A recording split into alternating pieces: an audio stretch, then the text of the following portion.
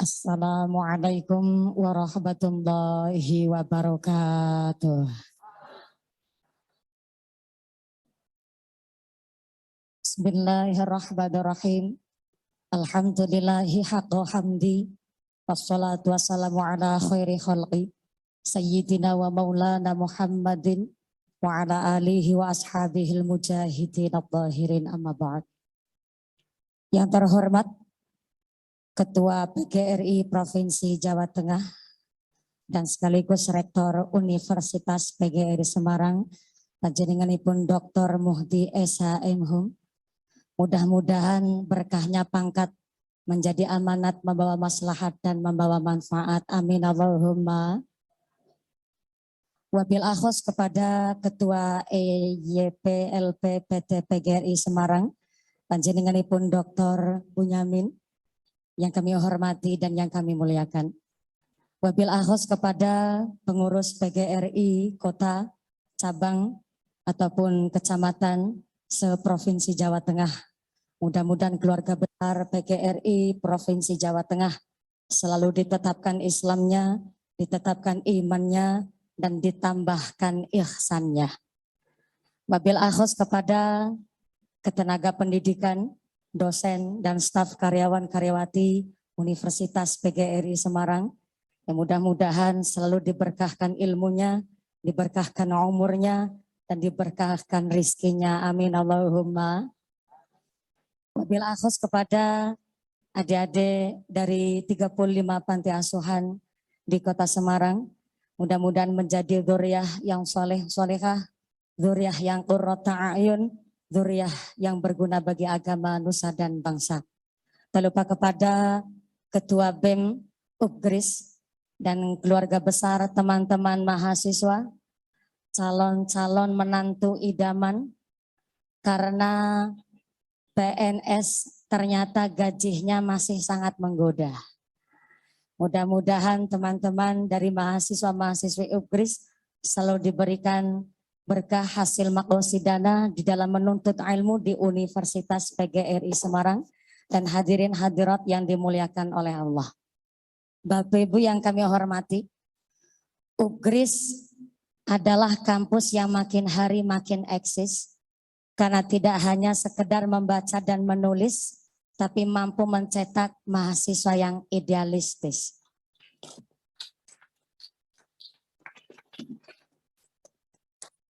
Dosennya senyum manis, mahasiswanya meringis-meringis. Dosennya filosofis, mahasiswanya realistis. Dosennya sangat kritis, mahasiswanya kronis. Dosennya ekonomis, mahasiswanya kembang kempis. Meski demikian kita berjuang di ujung garis, mudah-mudahan diberkahi hingga ujung finish, menjadi mahasiswa-mahasiswi yang betul-betul mampu mencetak generasi penerus bangsa yang dirahmati dan diberkahi oleh Allah Subhanahu wa Ta'ala. Kata Gumer Mirdaun, pakar ekonomi dunia, mengatakan, "The success man is one who can manage the time." Orang yang sukses adalah orang yang mampu mengatur waktunya. Tadi Bapak Rektor sekaligus Ketua PGRI Provinsi Jawa Tengah, beliau ngendikaaken bahwa ngundang mumpuni harus nunggu 2 tahun sebelumnya. Tapi untuk khusus kampus UPGRIS hanya 1,5 bulan karena memang terlalu mendadak ngundang saya. Dan ada salah satu staf dosen sekaligus ustadz dari UPGRIS asli Kesugian datang ke tempat saya dan beliau memohon untuk mengisi pengajian sebenarnya di bulan Syawal. Dan seharusnya kalau Ramadan saya itu sama sekali tidak menerima jadwal pengajian karena khusus saya ta'alum, saya pun harus ngaji di rumah karena pada kesempatan biasa saya pengajian 1 hari 3 lokasi pengajian seperti beliau ngendiko. Dan anehnya saya datang di sini, saya minta di UPGRIS pengajiannya habis luhur saja. Biar kiranya habis sholat duhur lebih fresh, kita habis wudhu bisa lebih semangat. Tapi Pak Rektor ngendikaaken habis sholat duha saja mumpuni. Akhirnya saya pas tanya kepada salah satu staf yang datang ke gubuk saya di Cilacap, saya tanya, Bapak, Pak dosen dari mana? Pak dosen jawab, kami dari kampus PGRI Semarang, Semarang. Ayo dong kita ngaji, bareng-bareng Mbak mumpuni. Tongkrongan kami bukan tongkrongan pecundang, pecundang.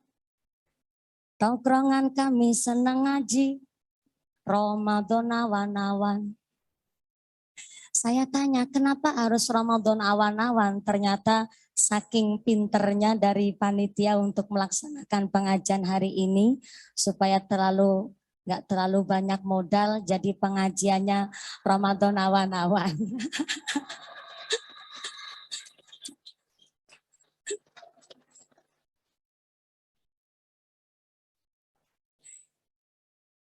Ini yang saya katakan tadi mengutip pakar ekonomi dunia, the success man is one who can manage the time.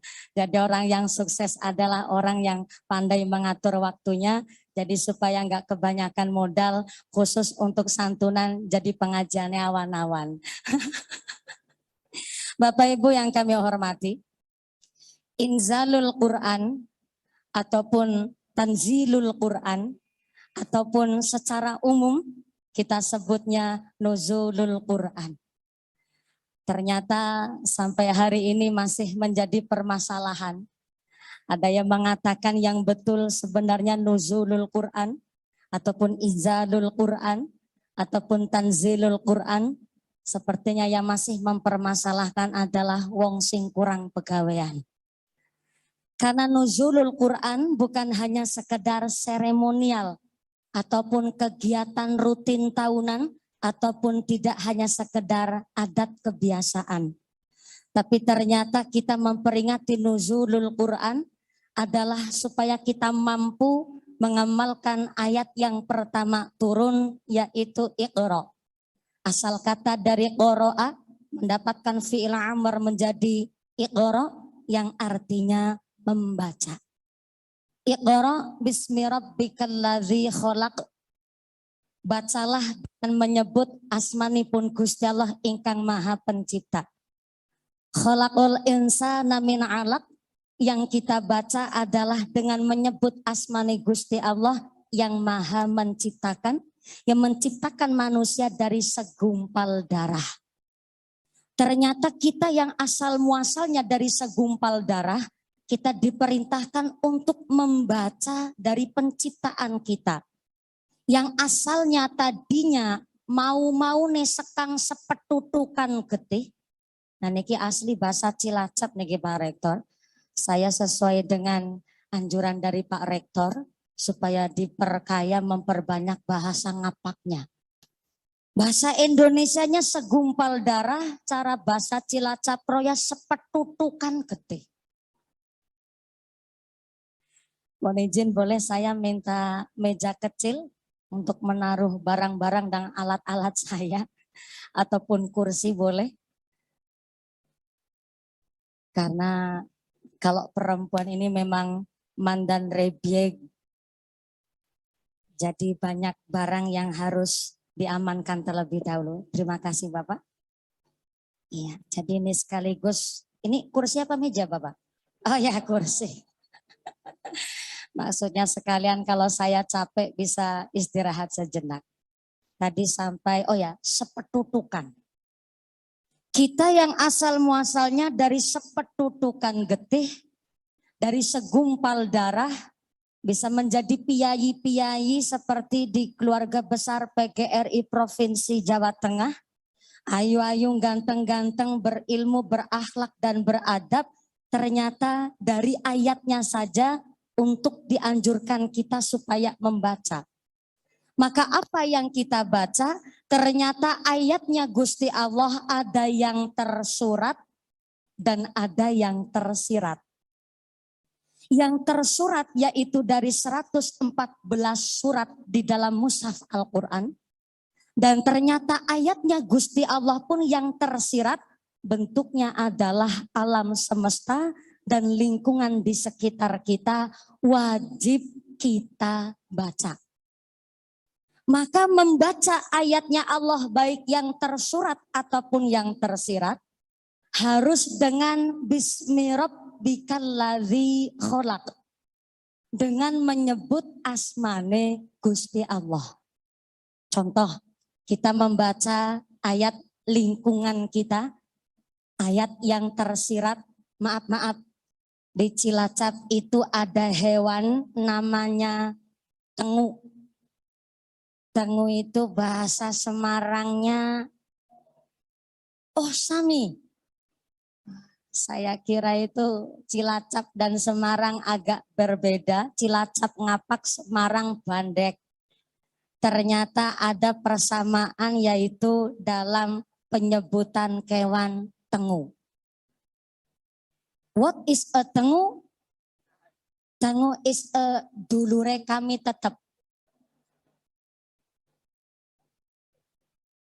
Maaf, ini agak nyeleneh dan menurut kita mungkin cerita tengu pun sepele, Pak.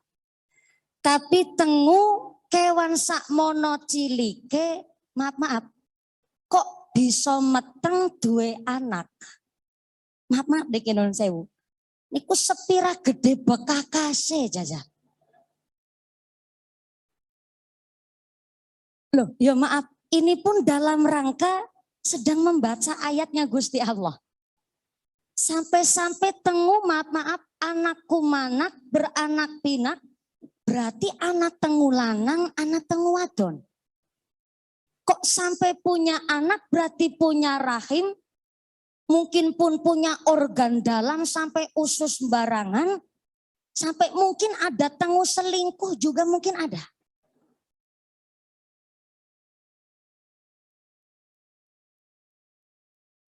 Maka guyonannya Sayyidina Ali karamallahu wajhah dengan ngobrol-ngobrol bersama sahabatnya ketika kelak Sayyidina Ali karamallahu wajhah kok meninggal dunia wafat. Dan kemudian ada malaikat yang pamer. Saking pamernya malaikat bilang begini sama Sayyidina Ali. Sayyidina Ali, di langit itu ada yang namanya Zabarjat. Tempatnya batu-batu mulia, giok, virus dan lain sebagainya. Dan ternyata di Zabarjat ini adalah suatu tempat yang indahnya luar biasa. Sombongnya malaikat kepada Sayyidina Ali dan kemudian dijawab oleh Sayyidina Ali, kowe lagi cerita apa malaikat? Loh, saya ini sedang cerita kekuasaannya Allah Sayyidina Ali. Tapi ternyata Sayyidina Ali karamallahu wajah langsung menimpali. Ya ngapurane ya malaikat.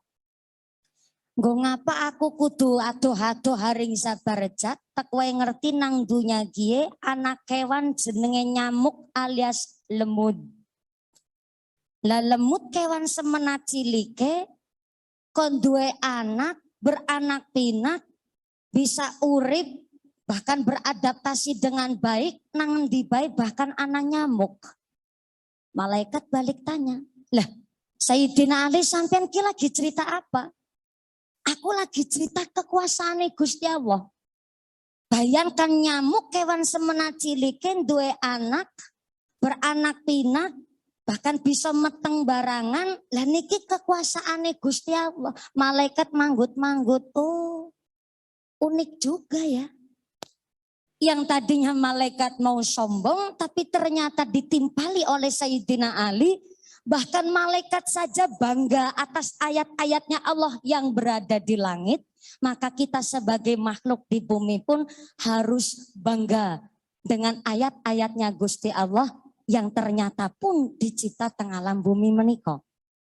Maka ternyata Raja Sulaiman mendapatkan kemuliaan dari Allah Subhanahu wa taala karena mampu membaca ayat-ayatnya Gusti Allah. Seperti kita paham kalau Bapak Ibu guru, apalagi guru-guru SD, guru-guru MI, guru-guru PAUD biasanya pinter untuk nyeritani kali siswa-siswinya. Ada seekor semut, ternyata semut ini titelnya adalah ratu. Ratu semut ini namanya Jirisan. Ternyata ratu semut Jirisan ini sedang memimpin konvoi. Tapi konvoinya ini konvoi semut. Konvoi semut sedang jalan baris berbaris melalui lintasan yang biasa dilintasi oleh pasukan semut. Ternyata terdengar dari suara kejauhan geradak, ternyata ada Sulaiman beserta rombongan pasukan kudanya. Karena memang Nabi Sulaiman terkenal sangat mencintai hewan-hewan peliharaannya, termasuk pasukan kudanya yang terkenal sangat cepat larinya, hebat, kuat, maka menjadi kebanggaan hewan yang dipelihara oleh Nabi Sulaiman. Dan ternyata ketika kerungu suara geradak ini, Ratu Semut langsung memberikan instruksi kepada pasukan. Kata semut, ya ayuhan namlut, wahai semut-semut sekalian, khulu masakinatun, masuklah mlebu aring jero ngerong. Ngerong niku bahasa Indonesianya bolongan. Bolongan. Ini nih, bingungnya di sini Pak Rektor. Kalau saya harus pakai bahasa ngapak, harus ada translate-nya. Rong itu leng.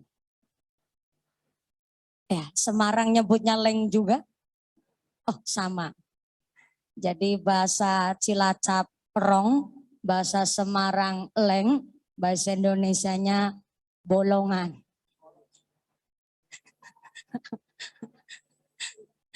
Kalau gua biasanya besar. Tapi kalau ini kan guanya semut, jadi mungkin tepatnya bolongan. Khulu masakinatun, masuklah ke dalam bolongan. Ya semut bingung bolongan sebelah mana. Maksudnya masuk ke dalam lubang kita, gua kita, karena ternyata Sulaiman akan lewat. Kalau kita nggak cepat-cepat masuk ke dalam lubang, maka kita mau jadi rempeyek. Kita keinjek-injek sama pasukan Sulaiman karena Sulaiman ini bawa pasukan kudanya. Dan ternyata seketika Ratu Semut bilang dan memberikan instruksi demikian. Dari kejauhan Nabi Sulaiman karena diberikan karunia oleh Allah mampu berkomunikasi dengan hewan. Nabi Sulaiman tersenyum tapi agak tersinggung. Tersenyum karena geget kemekelan. Ingatase semut saja mampu memikirkan keselamatan pasukannya. Tapi tersinggungnya, masa iya saya seorang manusia kok tidak mampu mencontoh dari pimpinan semut demikian. Sehingga Raja Sulaiman menginstruksikan kepada pasukan kuda, jaran stop mandek. Langsung maksreset ngeri mendadak. Ayo kita putar haluan, jangan sampai kita lewat jalur lintasan semut.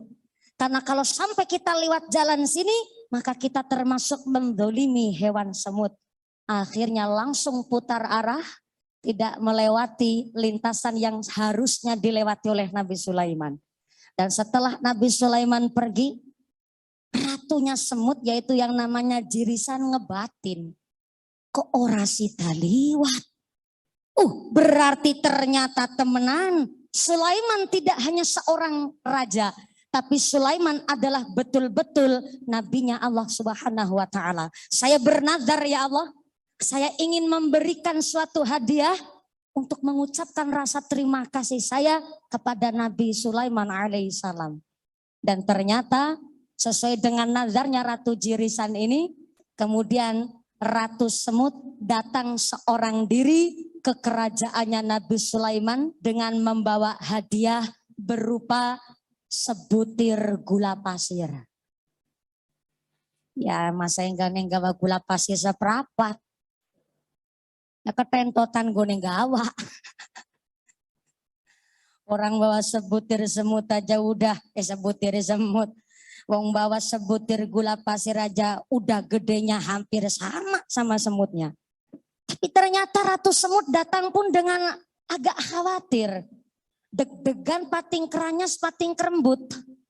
Kinyong tekaring kerajaan Nabi Sulaiman, kira-kira datangnya saya disambut atau tidak?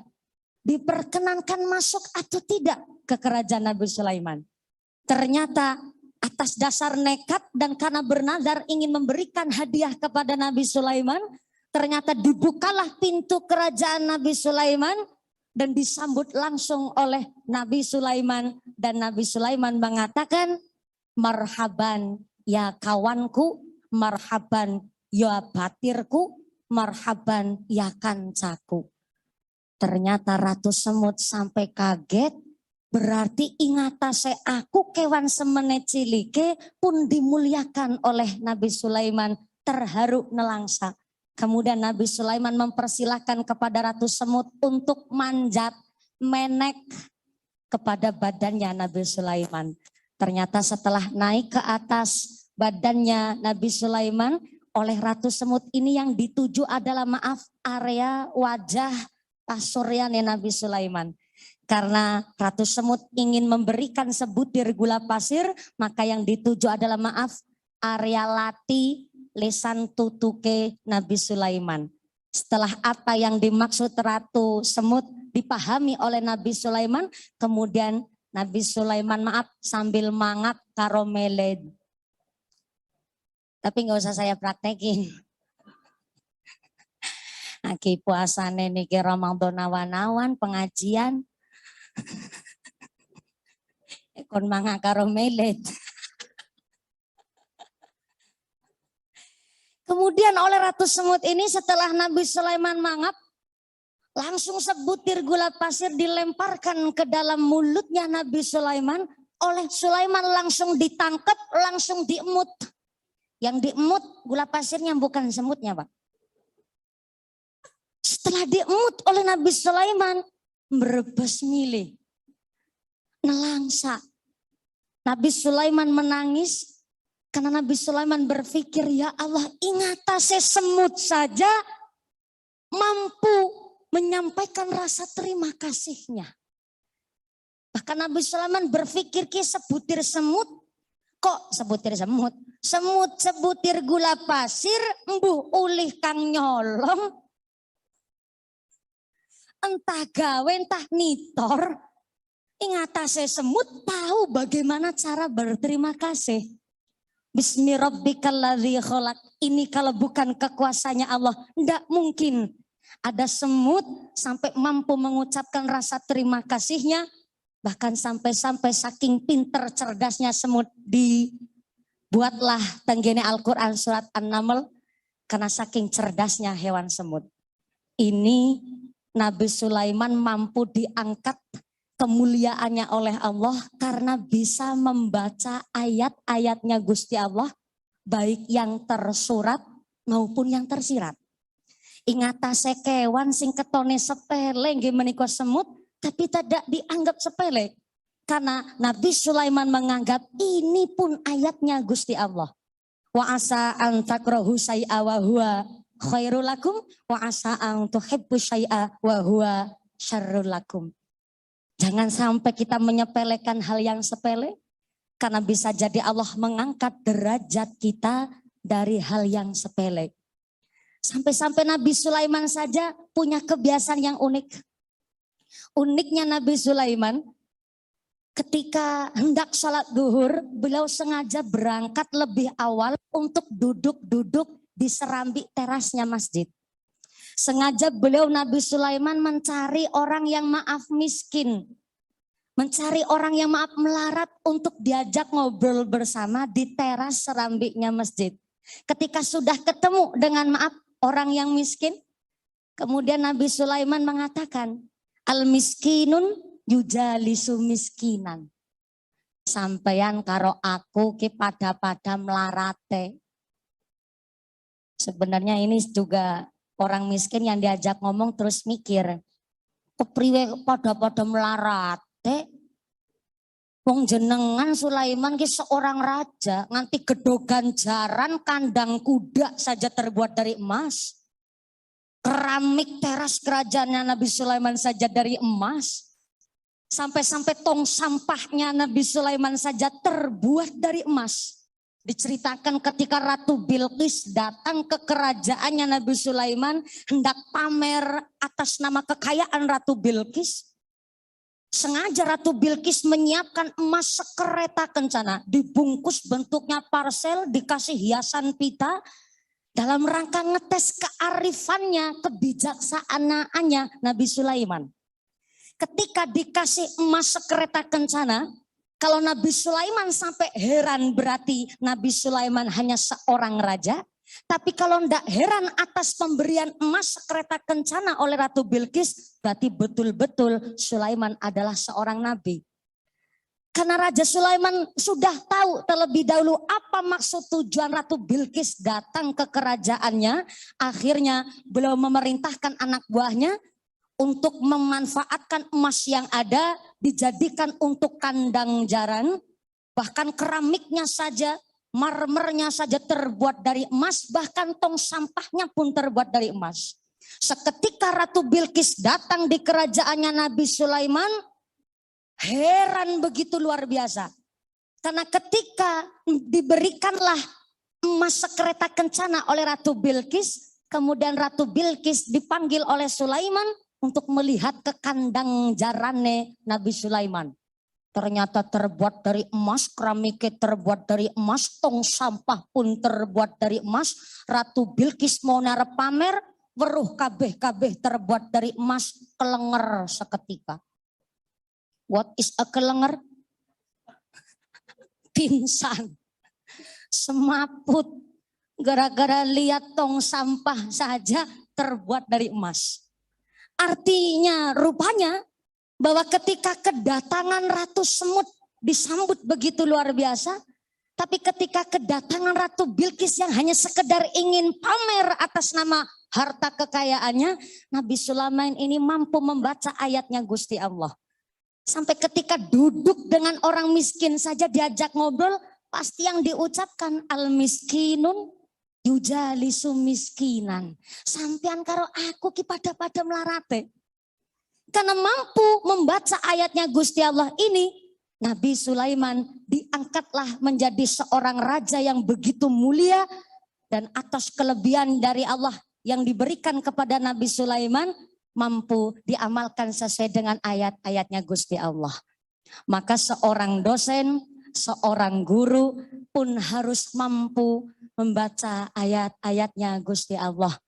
Menjadi guru yang baik adalah ketika kiai saya memberikan penjelasan yang pertama, yang namanya seorang guru, alladzina yanzurunan nas bi'aini.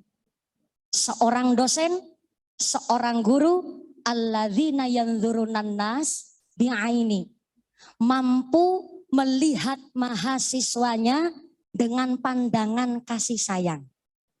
Jadi seorang guru, seorang dosen mampu memandang mahasiswanya dengan pandangan kasih sayang. Dulu saya punya seorang dosen pelit banget masalah nilai. Saya bahasa Arab itu nilainya C terus Pak. Saya pikir enggak bodoh-bodoh amat bahasa Arab saya. Yang paling pinter di kelas ada, tapi nilainya pun enggak pernah A Pak. Nilainya B min terus. Saya penasaran, kenapa kok nggak ada yang nilainya A itu nggak pernah. Saya memberanikan diri, saya tanya sama dosen saya, Kiai ini yang paling pinter di kelas dari sekitar 25 pertanyaan, ini yang salah cuman 2. Tapi kok nggak pernah dapat nilai A. Ternyata dosen saya menjawab, nilai C hanya untuk mahasiswa, B adalah untuk dosen, dan A hanya untuk Allah Subhanahu wa Ta'ala. Pantesan pelit banget. Saya bahasa Arab nilainya C terus. Ternyata seorang dosen harus mampu memandang mahasiswanya dengan pandangan kasih sayang. Seorang guru, seorang dosen adalah pengembala kambing. Pengembala berarti cara wong Cilacap, wong tukang ngengon wedus, tukang angon. Entah bahasa di Semarang pada pura keronggonku. Oh pada baik. Seorang dosen, seorang guru adalah wong sing lagi angon. Namanya angon berarti kan di belakangnya sing diengon. Pengembala berarti di belakangnya yang dikembala. Ya berarti memang pantasnya pakai bahasa Jawa. Wong angon di belakangnya sing diengon. Saale karo wong angon nangarepe sing diengon niku bukan angon tapi blantik niku.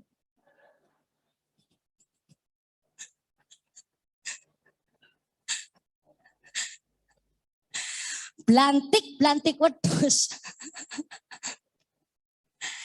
Ketika disuruh wedhus ini jalan kok nggak mau, yuk geret ketek ora urusan. Namanya blantik. Tapi ternyata seorang dosen, seorang guru, seorang masyayikh, seorang ulama adalah wong sing lagi angon. Berarti di belakangnya yang diengon. Maksudnya bukan dalam arti cara berjalannya di belakangnya mahasiswa itu tidak. Tapi yang dimaksud seorang dosen menjadi wong sing lagi angon, di belakangnya yang diengon. Ketika angon, maaf, wedus agi mlaku bener, ya wis jorna bae. Tapi ketika kok wedus ini mlakune kepenake dewek, bahkan gelemangan atau nyerobot tanduran tanggane, baru seorang dosen bilang, awas, minggir, aja dipangan. Ini namanya lagi angon. Mampu ngomong kali mahasiswanya, mampu mengembangkan apa yang jadi potensi seorang mahasiswa. Maka ya jangan heran kalau ada dosen masuk ke kelas gak bawa buku, gak bawa alat tulis, langsung lenggah, bahkan kadang duduknya di meja malah. Duduk di meja, bukan duduk sih, nyender. Sambil nyender, genyong, enyong. Ini kalau kebablasan kalau pakai bahasa ngapak begini nih. Saya datang ke sini nggak pakai buku karena saya lagi angon. Angon saya ini nggak pakai buku, jadi silakanlah sekarang penjenengan. Ya nggak bisa begitu juga. Angon ini seorang dosen, seorang guru mampu amilun bil ilmi. Amalnya dielmoni dan ilmunya harus diamalkan. Saya ulang. Syarat menjadi seorang dosen yang baik, seorang guru yang baik, yang pertama yaitu alladzina yanzurunan nas bi'aini, memandang mahasiswanya dengan pandangan kasih sayang, mampu menyayangi mahasiswanya, dan yang kedua amilun bil ilmi, amalnya diilmukan, ilmunya diamalkan. Maka ilmu bisa membawa manfaat kalau diiringi dengan hidayah dan diamalkan. Tapi bisa menjadi mubazir ketika ilmunya digeletakkan. Nah ini campur lagi bahasanya saya. Ini kalau saya di dosen bahasa kayaknya nggak lulus ini saya. Digeletakkan ini bahasa Semarang dicarno. Dibiarkan saja. Akan menjadi mubazir. Tapi ilmu pun bisa menjadi mabarat ketika disalahgunakan tidak sesuai dengan porsi ilmunya. Maka menjadi dosen yang baik adalah amilun bil ilmi, amalnya diilmukan dan ilmunya diamalkan. Ketika seorang dosen mampu mengamalkan ilmunya, berarti mampu memberikan contoh teladan kepada mahasiswanya. Karena mbok sampai dikirane jarkoni, bisa ngajar, ora bisa ngelakoni. Capek-capek kuliah geografi, ternyata kalah sama pawang hujan. Capek-capek kuliah jurusan bahasa, kalah sama Google Translate. Capek-capek kuliah jadi guru, kalah sama orang yang sok tahu. Capek-capek menerima kamu apa adanya, ternyata kalah sama yang bisa memberi kamu segalanya.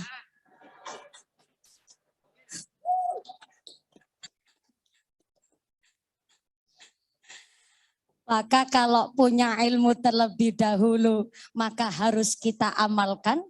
Ketika kita sudah praktek punya amal, maka kita cari ilmunya yang tepat bagaimana.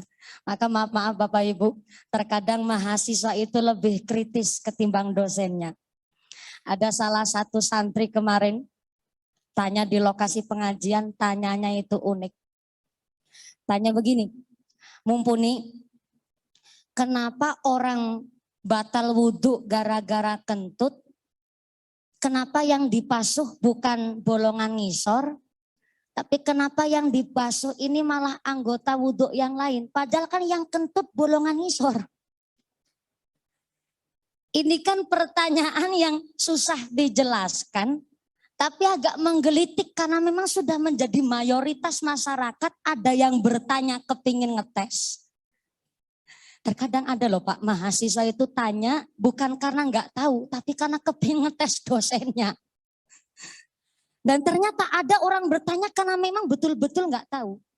Dan ada saya entah itu ngetes, entah itu nggak tahu. Kenapa maaf yang kentut bolongan ngisor, dan kenapa yang dibasuh anggota badan wudhu yang lain yang dibasuh.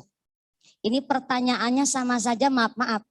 Sing kencot wetenge, nang apa sing ngunyah cangkeme. Ini kan pertanyaannya hampir sama seperti itu. Dan secara logika jawaban yang rata-rata di masyarakat adalah maaf, sakit mata yang disuntik bukan matanya, tapi kenapa yang disuntik bokongnya. Ini hampir pertanyaan yang sama seperti itu. Maka kalau jawaban dari anak-anak santri pas saya lagi ngaji dulu, jawabannya adalah al-aslu lam yus'al. Suatu perkara yang asal nggak usah mawi harus dipertanyakan. Jadi ini saya kasih resep kepada dosen. Kalau Pak Guru, Bu Guru, ada mahasiswa kok ngeyel, maka jawab saja dengan dalil al-aslu lam yus'al. Suatu perkara yang sudah asal, yang sudah ditetapkan, nggak perlu mawi dipertanyakan. Kok sampai perkara yang asal masih tetap dipertanyakan, dia wong kurang pegawaian. Wong kurang pegawaian. Maka kalau jawabannya bahwa orang yang berwudu harus dalam, orang yang dalam hadas harus berwudu karena memang tidak bisa melaksanakan ibadah wajib. Yang pertama, menurut dasar Sulamut Taufik, orang yang berwudhu menika boleh untuk melaksanakan sholat, tapi kalau berhadas, baik hadas besar ataupun kecil, tidak boleh melaksanakan sholat, baik sholat wajib ataupun sunnah. Ataupun yang menyerupai sholat, sujud tilawah, sujud syukur. Maka terkadang kalau orang main sepak bola, kalau memang mampu menjaga wudhunya, kemudian gol nendang bola masuk gawang, terus atraksi kemenangannya dengan cara sujud syukur, ya boleh-boleh saja. Tapi sujud syukur pun harus ada adabnya, salah satunya adalah dalam keadaan suci. Maka menurut dasar kitab Sulamut Taufik, orang yang berhadas itu tidak boleh melaksanakan sholat, baik sholat wajib ataupun sunnah, bahkan yang menyerupai orang sholat ketika sujud syukur, sujud tilawah. Kemudian ada orang main sepak bola ngegolaken masuk gawang, kemudian sujud syukur. Kalau memang mampu menjaga wudhunya, maka sah-sah saja. Monggo, berarti sah dalam sujud syukurnya. Maka salah satu hal yang paling kita jaga adalah para dosen pun berangkat dari rumah, untuk berangkat ke kampus juga harus menjaga wudhunya. Umpamanya Pak dosen mau salaman sama mahasiswinya, sementara hanya sekedar begini saja. Ya namanya dosen tetap manusia. Salaman karo mahasiswa ayu-ayu maning lake mesning-mesning kinclong-kinclong glowing-glowing. Salaman bok nganti nyetrum. Nyetrumnya ini terus dilanjutkan lebih bahaya. Tapi kalau dosen mampu menjaga wudhunya, maka Masya Allah tentu menjaga pandangan, menjaga amanatnya dengan baik. Bahkan ketika dalam keadaan apapun oleh pitulungannya Allah Subhanahu wa Ta'ala, karena mampu menjaga wudhunya. Maka jawaban yang dari mahasiswa yang rada unik dan mampu berpikir, yaitu kenapa kok orang batal wudhunya karena kentut yang dibasuh lubang bawah, tapi karena memang anggota yang sudah dijadikan syarat untuk dibasuh ketika wudhu, maaf, bolongan ngisor ini tidak termasuk. Maka ndak usah mawi kita repot-repot menanyakan hal-hal perkara yang memang sudah ada hukumnya, kemudian kita masih mempertanyakan ini, malah yang menjadi perbedaan khilafah akhirnya bisa menjadi rame, menjadi suatu hal yang menjadi viral karena biasa di masyarakat Indonesia perbedaan khilafah ini yang sering jadi digoreng. Maka kembali lagi, seorang dosen yang baik, alladzina yanzurunan nas bi'aini, mampu memandang siswanya dengan pandangan kasih sayang. Berarti kalau memandang dengan kasih sayang, berarti wis dianggap anak edw, maka harus mampu mencerdaskan anaknya, tapi bukan menjadi tujuan utama, tapi mampu memahamkan mahasiswanya. Yang kedua, amilun bil ilmi, punya amal harus diilmukan, punya ilmu pun harus diamalkan.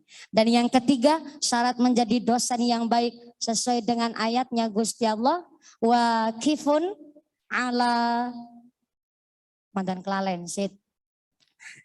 Mumpuni juga manusia Pak. Agak lupa karena ini belum minum babar belas. Syarat menjadi dosen yang baik yang ketiga, waqifun ala syahni basyirun ala ahli zaman. Jadi seorang dosen, seorang guru mampu mengupdate apa yang menjadi terkini, jadi sesuatu hal yang memang dikonsumsi oleh masyarakat, maka mampu mengikuti zaman. Apa yang disenangi oleh masyarakat, apa yang disenangi oleh mahasiswa, ternyata dosen pun harus mampu menelusuri kiranya apa yang paling update, pembelajaran supaya enggak sepaneng, pembelajaran di kelas supaya enggak monoton, maka harus mengikuti zaman. Maka ini yang disebut waqifun ala syahni basyirun bi ahli zaman. Harus mampu menyesuaikan dengan kondisi zaman. Maka ada salah satu dosen ataupun banyak mungkin seorang guru, terkadang gurunya agak tengil. Tengilnya ini terkadang agak nyeleneh. Padahal memang seorang dosen, seorang guru harus mampu menjadi seorang dosen yang menjaga karismatiknya. Walaupun sedekat apapun dengan seorang siswa, seorang guru mampu menjaga karismatiknya. Yaitu yang disebut wirai. Wirai ini mampu menjaga karismatiknya. Terkadang ada dosen yang agak nyeleneh. Tapi nyelenehnya ini memang terkadang unik. Cuma memang seorang guru, seorang dosen, bahkan seorang alim kok sampai nyeleneh.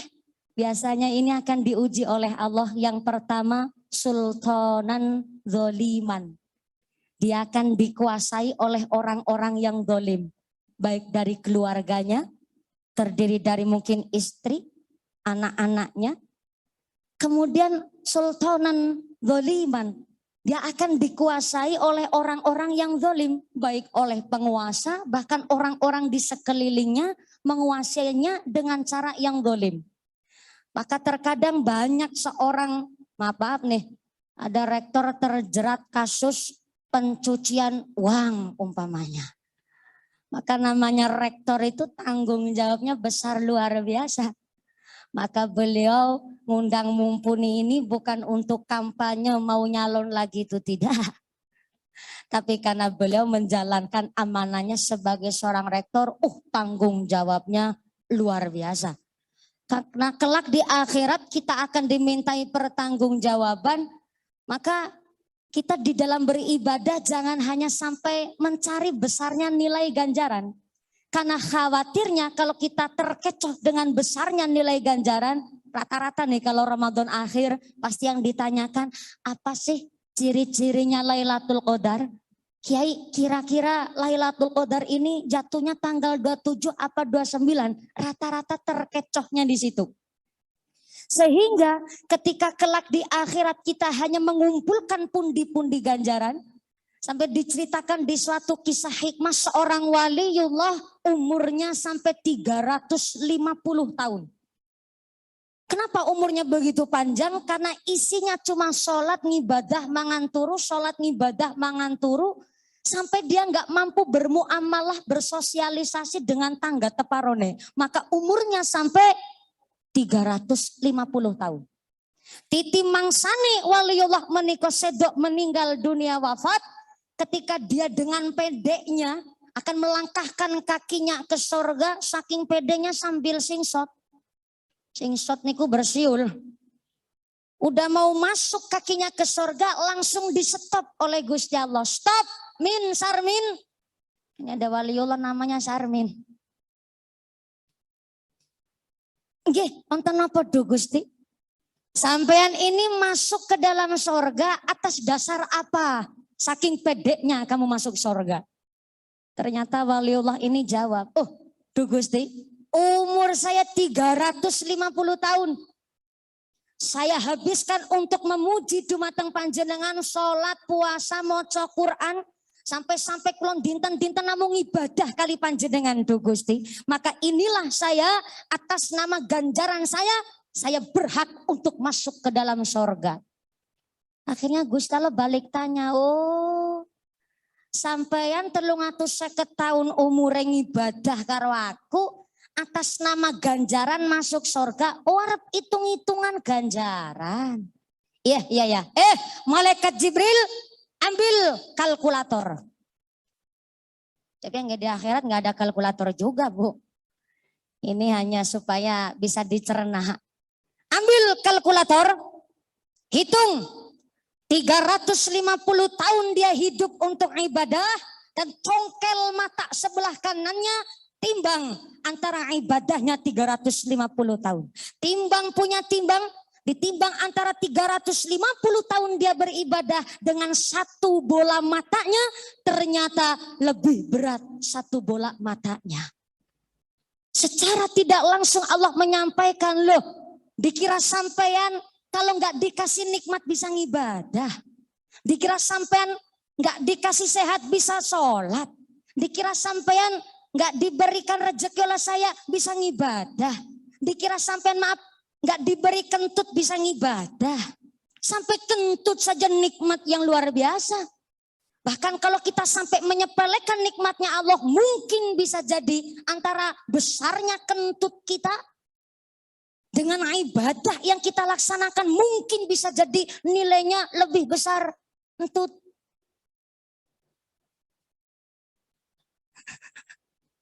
Loh, ini kan Gusti Allah berarti ngenyek sama kita yang hanya sekedar terkecoh dengan besarnya nilai ganjaran. Kiai, kalau saya sodako di bulan Ramadan, ganjarannya seberapa? Kiai, kalau saya begini, maka amalannya bagaimana? Pahalanya seperti apa? Sampai-sampai di Duratun Nasihin saja, sampai dijelaskan ada fadilah 30 sholat tarawih di dalam Duratun Nasihin. Salah satunya yakhruju al-mu'minu min dambihi kayaumi waladathu ummuhu. Barang siapa melaksanakan sholat tarawih malam pertama, maka pahalanya seluruh dosanya akan dikeluarkan dari badannya, bahkan bagaikan bayi baru lahir dari kandungan sang ibu. Ini amalan sunnah, pahalanya begitu wow. Sampai ada yang menyampaikan ini dalil kok lebay banget. Katanya ini suatu dalil yang lebay.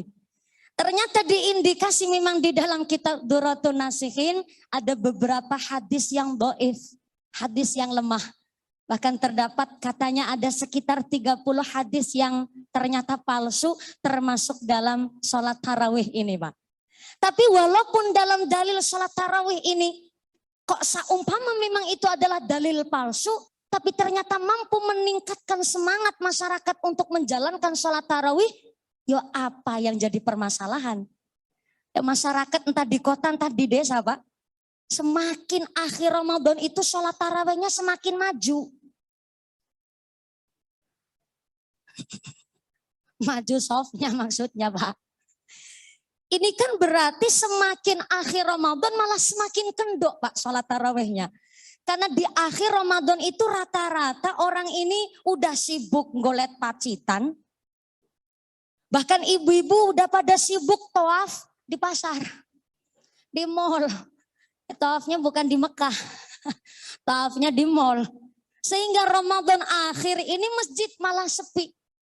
Masjid ini sholat tarawihnya malah berkurang. Maka dengan adanya di dalam Duratun Nasihin sampai dijelaskan fadilah keutamaan sholat tarawih, kok mampu menggugah masyarakat untuk semangat beribadah, maka apa salahnya? Seperti contoh malam 24 Ramadan ini salah satu fadilah tarawihnya 24 permintaan akan diijabah. Jadi kemarin malam saya ngaji di Purbalingga, ada ibu-ibu sampai menulis 24 kepinginan. Tuku lenga goreng, tuku baju anyar. Maka kenapa iktikaf itu rata-rata dilaksanakan oleh kaum bapak-bapak? Karena iktikaf berdiam diri di masjid, sepindah niatnya untuk Gusti Allah beribadah, menghidupkan malam terakhir Ramadan. Yang kedua, iktikaf yang dilaksanakan bapak-bapak adalah untuk pelarian diri menora ditakoni tuku pacitan. Gimana Bapak? Memang begitu. Oh iya, sengaja ya Bapak. Iktikaf di masjid untuk pelarian diri menora ditakoni nang garwane. Maka kenapa kok di dalam Duratun Nasihin ini walaupun terdapat hadis yang dhaif tapi mampu menyemangati masyarakat untuk tetap melaksanakan sholat sunnah tarawih. Karena ketika Allah menurunkan suatu kewajiban syariat maka diimbangi dengan amal sunnah. Contoh Allah menurunkan sholat 5 waktu, maka untuk mengimbangi adalah sholat sunnah qobliyah ba'diyah. Allah memberikan ketentuan syarat wajib melaksanakan haji, maka diimbangi dengan amal sunnah melakukan umroh. Ketika Allah memberikan kewajiban ketentuan melaksanakan zakat, maka diimbangi dengan sunnah sodakoh. Dan demikian pula ketika Allah menentukan memberikan kewajiban puasa, maka diimbangi dengan amal sunnah sholat tarawih. Sampai Kanjeng Nabi mengatakan, Bang Farihah bidukhuli Ramadan, haramallahu jazadahu ananiron. Barang siapa yang senang, bahagia menyambut datanya bulan Ramadan, maka Allah mengharamkan jazatnya masuk ke dalam neraka.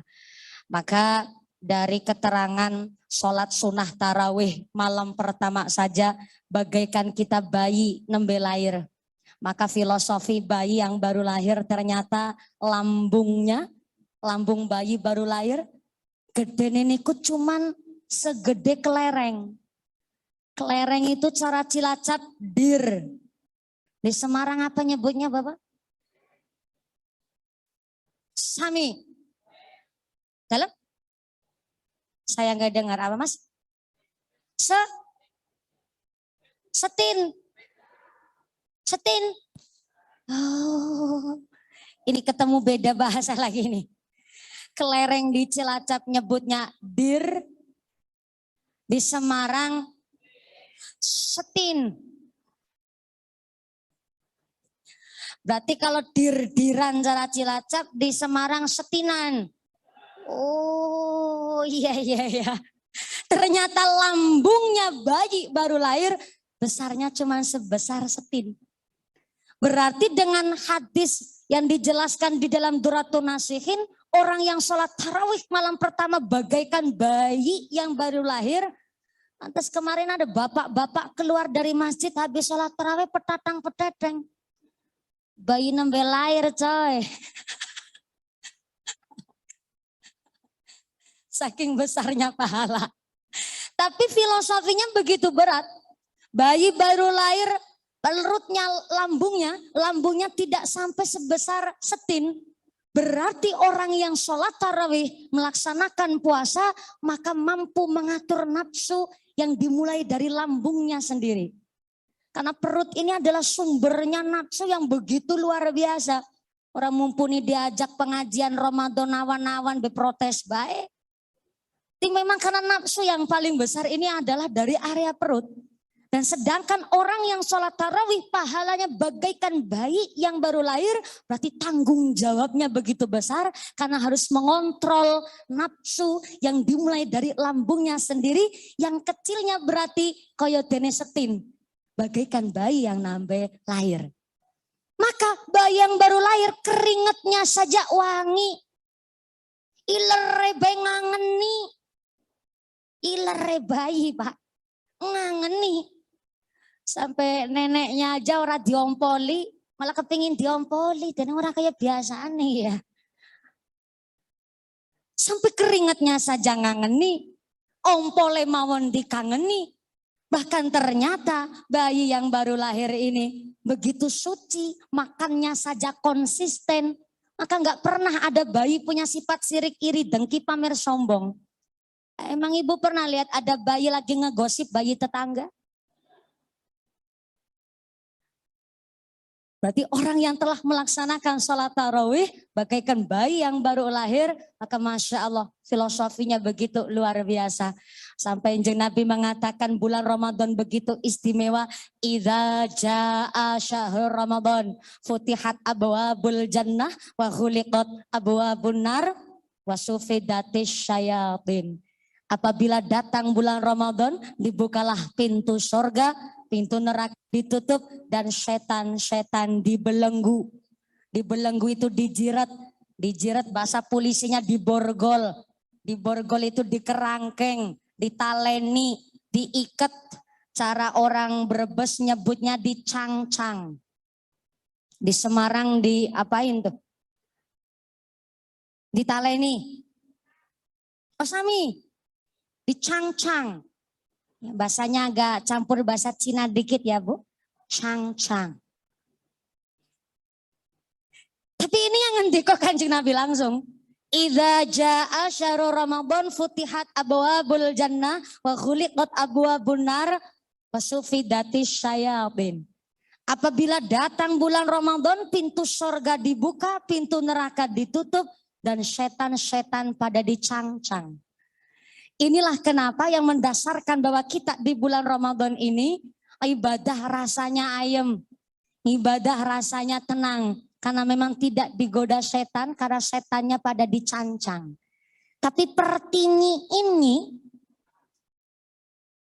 kenapa kok bulan Ramadan masih saja siang hari ada bapak-bapak wong Islam sengaja nyedot es di pinggir jalan?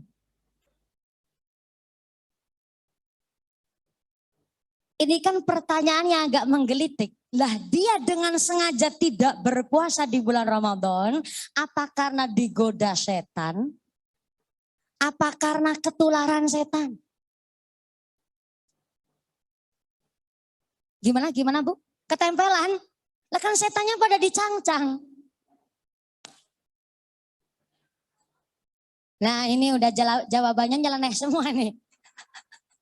Saya ulang, bahwa bulan Ramadan pintu sorga dibuka, pintu neraka ditutup, setannya dicangcang. Tapi kenapa masih banyak orang Islam dengan tanpa uzur apapun sengaja nggak puasa di bulan Ramadan? Nah dia dengan sengaja tidak berpuasa di bulan Ramadan, apa digoda setan, apa ketempelan setan? Gimana? Setannya ucul. Oh, jadi di Semarang itu kalau Ramadan setannya bedal. Memper pantesan dari tadi ada yang bisik-bisik setannya ucul ya memper mawon. Orang Semarang setannya pada ucul. Maka dengan pengajian hari ini kita diajak. Ya ayyuhalladzina amanud khulu fisilmi kafah. Wala tattabi'u khutuwatis syaitan innahu lakum aduwwum mubin. Kita orang yang beriman dianjurkan untuk masuk Islam dengan secara keseluruhan, secara kafah, secara menyeluruh. Dan jangan sampai kita mengikuti jejak-jejak langkah setan, karena setan adalah musuh yang nyata. Sebenarnya setan sama Nabi Adam itu hampir sama. Karena asal mulanya adalah penduduk sorga yang kemudian melakukan salah, cuma bedanya ketika diusir dari sorga. Nabi Adam mengakui kesalahannya secara gentleman, tidak menyalahkan Siti Hawa karena sebagai media perantara atas bujuk rayunya setan, dan tidak kemudian menyalahkan setan. Beliau mengakui ini salah saya, ini dosa saya, maka saya yang akan mempertanggungjawabkan kesalahan saya. Maka diusirnya Nabi Adam dari sorga karena melakukan kesalahan, beliau mampu mengakui kesalahannya. Dan yang kedua, mau bertaubat. Bedanya dengan setan, mau melaksanakan kesalahan tapi nggak mau mengakui kesalahan. Nggak mengakui kesalahan dan tidak mau bertaubat. Sehingga kira-kira Bapak Ibu guru, Bapak Ibu dosen, mahasiswa-mahasiswi sekalian datang di sini, kira-kira maaf nih, keturunan Nabi Adam apa keturunan setan? Berarti mengakui bahwa keturunan Nabi Adam, maka ketika melakukan kesalahan mampu mengakui salahnya dan mau bertaubat. Sedangkan baginda Rasul saja mempunyai titel maksum, yaitu bersih dari dosa dan jelas manggon tenggene sorga, saja sampai bersumpah, wallahi demi Allah, saya di dalam bertaubat 1 hari 1 malam tidak kurang dari 70 kali. Baginda Nabi saja yang maksum titelnya mau bertaubat 1 hari minimal 70 kali. Dan kita yang manusia keturunan Nabi Adam, siapa orang yang enggak mempunyai salah dan siapa orangnya yang enggak mau bertaubat? Semua kepingin bertaubat. Dan cuma anehnya kebanyakan manusia punya salah tapi kadang gengsi mengakui kesalahannya. Bareng tangi turu cengele lara, tangi turu gulune lara, sing disalahna bantale. Ini kan memang udah jadi fitrahnya manusia, punya salah tapi menyalahkan yang lain. Jadi keturunan Nabi Adam tapi mandan kecampuran setan sedidik. Tapi wong jenengan tadi sudah mengakui bahwa ternyata kita keturunan Nabi Adam, ketika melakukan salah maka mau mengakui salahnya dan mau bertaubat. Tapi yang manusia enggak mau mengakui salahnya dan tidak mau bertaubat, berarti bukan keturunan Nabi Adam tapi keturunan. Jenengan yang jawab. Bukan saya yang ngomong. Maka kula panjenengan sedaya hadir di sini majelis Ramadan pada akhir-akhir ini. Mari kita semuanya dalam hidup 1 tahun 365 hari. Sepira abote menyisikan waktu 10 malam terakhir Ramadan untuk kita banyak-banyak mengingat Gusti Allah. Sementara tawafnya di mall kita kurangi. Kita khususkan untuk ibadah menghidupkan malam terakhir Ramadan. Kanjeng Nabi saja ketika Ramadan akhir sengaja menggiatkan semua keluarga, istri-istri beliau dan para sahabat untuk menghidupkan malam terakhir Ramadan. Maka yang bertanya kapan datanya Lailatul Qadar, kita pun tidak ada yang tahu. Walaupun sudah diberikan kisi-kisi, bahkan tahu ciri-ciri datangnya Lailatul Qadar, maka ternyata Lailatul Qadar dikhususkan untuk orang-orang yang istiqomah di dalam beribadah. Tidak hanya sekedar mencari ngepasi tanggal 17 atau 29-nya. Memang ini sebagai ikhtiar kita mencari Lailatul Qadar. Tapi ternyata Lailatul Qadar ini dikhususkan untuk orang yang memang dari Ramadan awal sampai Ramadan akhir dia mampu istiqomah di dalam beribadah. Baik siang malam harinya, baik itu tanggal genap ataupun tanggal ganjilnya, dialah orang yang berhak mendapatkan Lailatul Qadar. Maka di dalam tafsir Munir, Lailatul Qadar ini karena diturunkan, karena zamannya Kanjeng Nabi, para sahabat protes. Kenapa umatnya Kanjeng Nabi kok umurnya pendek-pendek? Padahal kalau umurnya panjang-panjangnya seperti nabi-nabi sebelumnya, maka akan beribadah semaksimal mungkin dengan umur yang panjang. Maka ternyata turunlah Lailatul Qadar ini yang malam ini terbaik ketimbang dari berapa hari? 1000 bulan. Maka 80 tahun kalau dihitung secara total, maka ini ibadah kualitasnya lebih baik ketimbang umurnya yang panjang-panjang tapi enggak beribadah. Maka di dalam mencari Lailatul Qadar dikhususkan untuk orang-orang yang istiqomah di dalam beribadah. Sekiranya ini jam setengah 12, kalau ngajinya sampai habis luhur ya kita tidak membaca ayatnya Gusti Allah. Dan kita mampu membaca ayatnya Gusti Allah.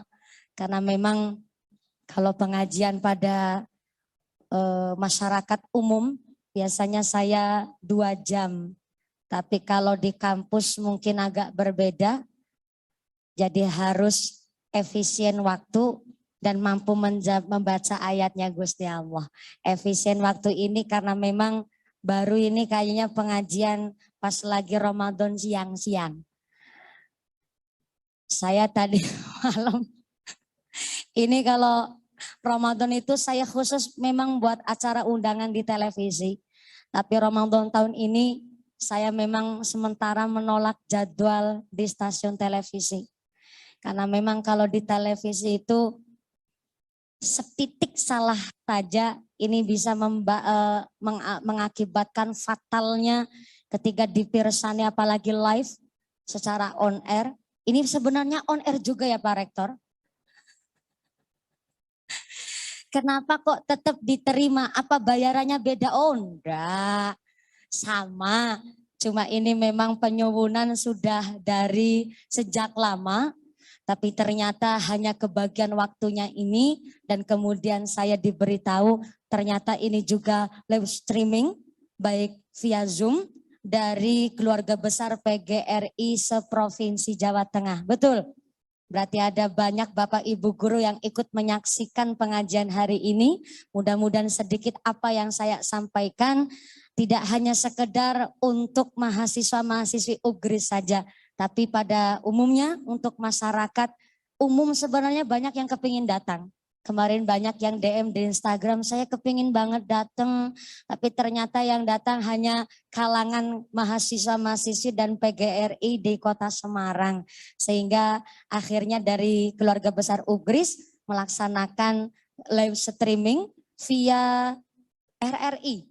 Oh PGRI, Zoom PGRI channel langsung dari PGRI Provinsi Jawa Tengah. Alhamdulillah, maka memang efisien waktu ini karena kita menyesuaikan Ramadan siang dan kemudian masih banyak kegiatan acara, walaupun tidak hanya sekedar tahun ini saja, bukan hanya sekedar seremonial, tapi pengajian hari ini meningkatkan kualitas iman takwa kita, khususnya akhlak masyarakat Kota Semarang dan pada umumnya adab dari keluarga besar mahasiswa-mahasiswi UGRIS di kampus UGRIS tercinta ini. Saya mengucapkan banyak terima kasih Pak Rektor atas nama keluarga besar kami dari Cilacap, wasilah panjenengan karena beliau ngendika langsung asli Kebumen daerah Kulon, kepingin rada kangen dengan bahasa-bahasa ngapak. Jadi tadinya saya udah mau pakai bahasa Inggris semua malah tadinya. Jadi tadi di awal sudah beliau ngendiko bahasanya ngapak bae mumpuni. Saya kangen, bukan kangen sama mumpuninya, kangen sama bahasa ngapaknya. Jadi mohon nanti bahasanya agak campur ngapaknya. Akhirnya saya ganti haluan. Jadi ceramahnya harus banyak ngapaknya. Begitu Pak Rektor dan keluarga besar PGRI Kota Semarang ataupun Provinsi Semarang. Dan terima kasih kepada keluarga besar Ketenaga Pendidikan Universitas PGRI Semarang. Mudah-mudahan panjenengan sak mangke kondur dengan tidak ada halangan suatu apa. Ramadan ini mampu meningkatkan kualitas iman kita. Kita semua ditetapkan Islamnya, ditetapkan imannya, ditambahkan ihsannya, diberikan sehat panjang umur yang manfaat, umur yang barokah, segala hajat tansah diijabah, menjadi masyarakat yang ahlul ibadah, keluarga yang ahlul jannah, dan pungkasan umur kanti husnul khatimah. saya kembalikan kepada Pranota Dicoro Sumonggo, saking kaula matur sembah saun sangat atas nama keluarga besar Ugris kula nggih ngucapaken matur agung panuwun. Terima kasih atas segala perhatian, mohon maaf atas segala kekurangan. Usikum wa nafsi bitaqwallah. Wassalamualaikum warahmatullahi wabarakatuh.